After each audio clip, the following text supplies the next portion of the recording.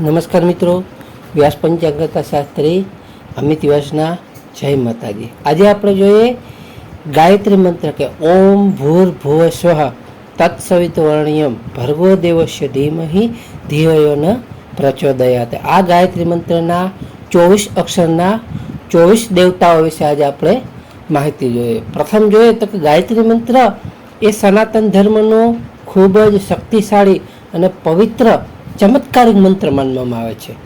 ઋષિમુનિઓએ ખાસ કરીને ગાયત્રી પરિવારના સ્થાપક એવા પંડિત શ્રી રામ શર્મા આચાર્યજીએ ગાયત્રી મંત્રના 24 અક્ષરોમાં છુપાયેલા 24 દેવતાઓ અને તેમની વિશેષ શક્તિઓ એટલે કે રક્ષણ કાર્યનું ખૂબ જ સુંદર અને ઊંડાણપૂર્વક વર્ણન કર્યું છે। તે આપણે જોઈએ કે આ 24 અક્ષરો તેમના દેવતા અને તેમના રક્ષણ કાર્યની વિગત આપણે જોઈએ તો કે પ્રથમ ગાયત્રી મંત્રના 24 અક્ષર દેવતાઓનું રક્ષણ જોઈએ તો પહેલા અક્ષર જોઈએ તો પહેલો અક્ષર તત। તતમાં તેના દેવતા છે ગણેશ। ગણેશનું કાર્ય તો કે રક્ષણ જોઈએ તો કે સફળતા શક્તિ, આ કઠિન કાર્યોમાં સફળતા અપાવે છે અને જીવનના વિઘ્નોનો નાશ કરી અને રક્ષણ કરે છે। બીજો અક્ષર છે સ। તેમના દેવતા છે નૃસિંહ ભગવાન। એનું રક્ષણ જોઈએ તો પરાક્રમ શક્તિ, શત્રુઓ, આક્રમણો અને ભયથી રક્ષણ આપે છે અને મનુષ્યમાં વીરતા જગાવે છે। ત્રીજો અક્ષર જોઈએ, ત્રીજો અક્ષર વી। વીના દેવતા છે વિષ્ણુ નારાયણ।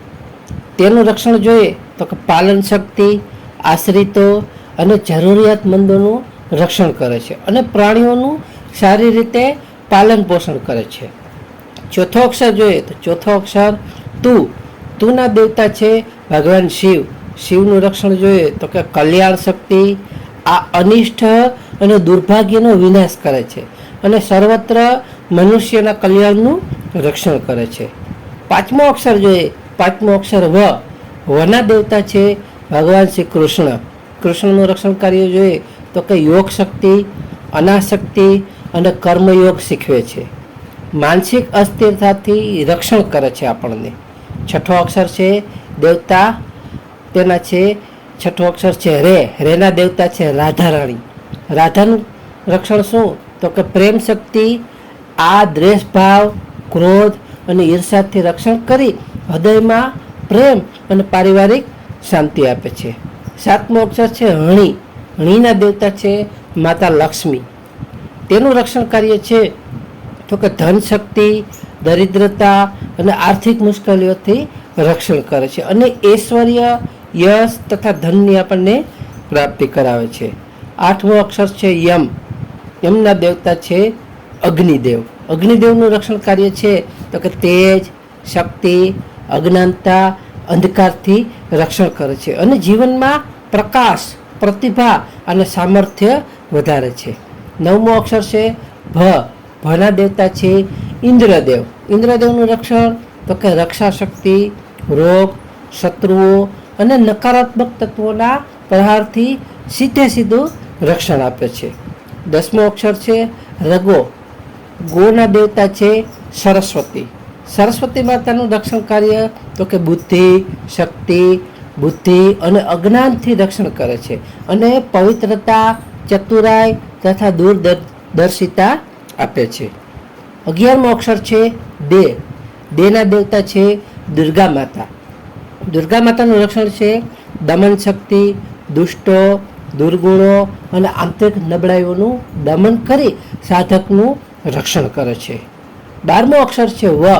વના દેવતા છે હનુમાનજી મહારાજ। હનુમાનજી મહારાજનું રક્ષણ કાર્ય તો કે નિષ્ઠા શક્તિ, કર્તવ્ય ભ્રષ્ટ થવાથી આપણને બચાવે છે અને કાર્ય પ્રત્યે નિષ્ઠા, બ્રહ્મચર્ય તથા સ્વામી ભક્તિનું રક્ષણ કરે છે। 13મો અક્ષર છે શ્ય। શ્યના દેવતા છે માતા પૃથ્વી એટલે કે ધરતી માતા। તેનું રક્ષણ કાર્ય તો કે ધારણ શક્તિ, અધીરાઈથી બચાવે છે અને મનુષ્યને ક્ષમા, ધીરજ તથા સહનશીલતા પ્રદાન કરે છે। 14મો અક્ષર છે ધી। ધીના દેવતા છે ભગવાન સૂર્યનારાયણ। સૂર્યનારાયણનું રક્ષણ કાર્ય છે તો કે પ્રાણ શક્તિ, શારીરિક અને માનસિક રોગોથી રક્ષણ કરી નિરોગી કાયા અને ઉર્જાવાન અને આપણને દીર્ઘાયુ આપે છે. 15મો અક્ષર છે મ. મના દેવતા છે ભગવાન શ્રી રામ. રામનું રક્ષણ કાર્ય શું? તો કે મર્યાદા શક્તિ, ચારિત્ર્યના પતનથી બચાવીને શીલ, સંયમ, સદાચાર અને મર્યાદાનું રક્ષણ કરે છે. 16મો અક્ષર છે હિ. હિના દેવતા છે માતા સીતા. સીતાનું રક્ષણ કાર્ય તો કે તપ શક્તિ, દુન્યવી મોહમાયાથી રક્ષણ કરે છે અને પવિત્રતા તેમજ કષ્ટો સહન કરવાની શક્તિ આપે છે. 17મો અક્ષર છે ધી. ધીના દેવતા છે ચંદ્ર દેવતા. ચંદ્ર દેવતાનું રક્ષણ કાર્ય તો કે શાંતિ, શક્તિ, ચિંતા, તણાવ અને શોકથી રક્ષણ કરી અતૂટ માનસિક શાંતિ પ્રદાન કરે છે. 18મો અક્ષર છે યો. યોના દેવતા છે યમ. યમ દેવતાનું રક્ષણ કાર્ય જોઈએ તો કે કાળ શક્તિ, અકાળ મૃત્યુ અને ભયથી રક્ષણ કરે છે તથા સમયનો સદુપયોગ કરવાની પ્રેરણા આપે છે. 19મો અક્ષર છે યો.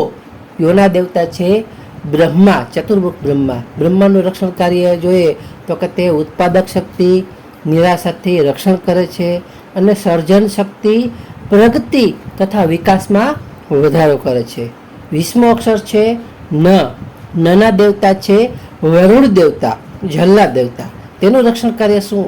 તો કે રસ શક્તિ, સ્વભાવની કઠોરતાથી રક્ષણ કરી જીવનમાં સરસતા, ભાવુકતા અને કળા પ્રત્યેનો પ્રેમ જાળવી રાખે છે. 21મો અક્ષર છે પ્ર. પ્રના દેવતા છે ભગવાન નારાયણ. નારાયણનું રક્ષણ કાર્ય જોઈએ તો કે આદર્શ શક્તિ, હીન ભાવનાઓથી રક્ષણ કરી દિવ્ય ગુણો અને ઉત્કૃષ્ટ ચરિત્રનું નિર્માણ કરે છે. 22મો અક્ષર ચો. ચોના દેવતા છે ભગવાન હયગ્રીવ. હયગ્રીવનું રક્ષણ કાર્ય જોઈએ તો કે સાહસ શક્તિ, કાયરતાથી રક્ષણ કરે છે અને વિપત્તિઓ તથા મુશ્કેલ સમય સામે ઝઝુમવા માટે અખૂટ સાહસ આપે છે. 23મો અક્ષર જોઈએ. 23મો અક્ષર છે દ. દના દેવતા છે હંસ. હંસના રક્ષણ શક્તિ આપણે જોઈએ તો કે વિવેક શક્તિ, અવિવેક અને ખોટા નિર્ણયોથી રક્ષણ કરે છે. સત્ય અને અસત્ય વચ્ચેનો ભેદ પારખવાની ક્ષમતા આપે છે. 24મો છેલ્લો અક્ષર છે યા ત. તેમના દેવતા છે માતા તુલસી. તુલસીનું રક્ષણ કાર્ય શું? તો કે સેવા ભક્તિ, સ્વાર્થથી રક્ષણ કરે છે અને પરોપકાર, લોક કલ્યાણ તથા નિસ્વાર્થ સેવાની ભાવના જગાવે છે.